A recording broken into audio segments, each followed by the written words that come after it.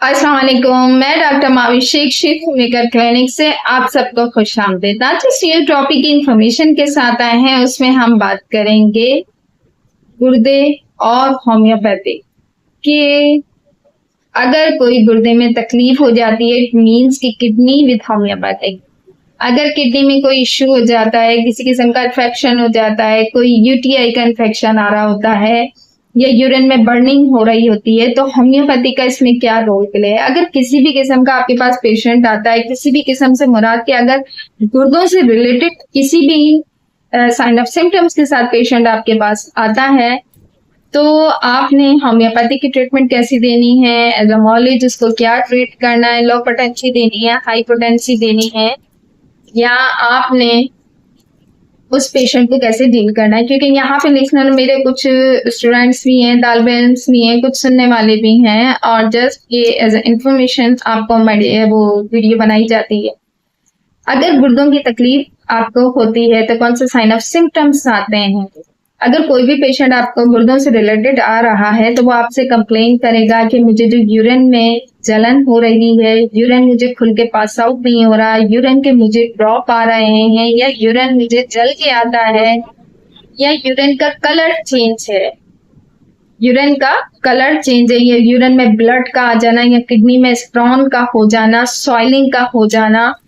कमर की तरफ पीछे अराउंड में पैन होना, किडनीज में आपके पैन होना, हाइड्रोनेफ्रोसिस यानी कि सॉइलिंग का हो जाना। अगर इस किस्म की तकलीफात के साथ आता है तो आपने ये देखना है कि उस पेशेंट की फिजिकल वर्किंग क्या है, उसकी एज कितनी है, वो किसी क्रॉनिक डिजीज में मुलविस तो नहीं है, डायबिटिक का पेशेंट तो नहीं है, हाइपरटेंशन का पेशेंट तो नहीं है, कोई कार्डियक इश्यू तो नहीं है, कोई गैस्ट्राइटिस का पेशेंट तो नहीं है। यानी कि ओवरऑल आपने उससे तमाम अपनी हिस्ट्री लेनी है, तमाम अच्छे से उसकी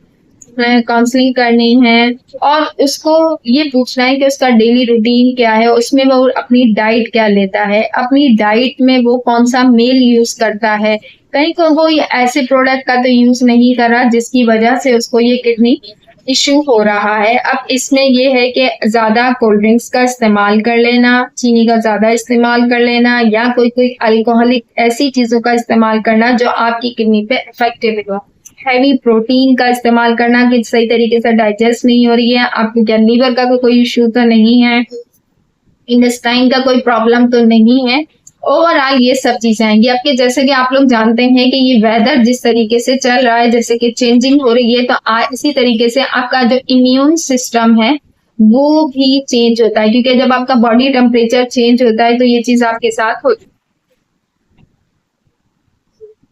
इसका जो पेशेंट है इसमें होम्योपैथी की हम कौन सी रेमेडी इस्तेमाल करते हैं, यहाँ होम्योपैथी में हम कौन सी मेडिसिन यूज करते हैं, इसकी 5 मेडिसिन कैसी हैं कि हम इसको आसानी यूज कर सकते हैं एक्यूट कंडीशन में भी, क्रॉनिक केस में भी, डिपेंड ऑन द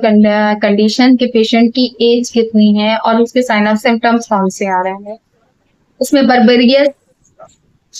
का रिजल्ट बहुत बेहतरीन आ जाएगा। हिपरसल का यूज कर सकते हैं हम, सार्सपिलर का इस्तेमाल कर सकते हैं, पल्सटीला का हम यूज कर सकते हैं। हम as per symptoms medicine use करेंगे अपने पेशेंट का जैसा कॉन्स्टिट्यूशन है, जैसी सिम्टम्स आएंगे, एक्यूट है, क्रॉनिक है, लो पोटेंसी में देना, हाई पोटेंसी में देना है, वो हमारे पेशेंट पे डिपेंड करेगा। इसी के साथ में इजाजत चाहती हूँ। इंशाल्लाह next topic, next video, next information के साथ मुलाकात करेंगे। Doctor Mavi Sheikh Shif homeopathic clinic.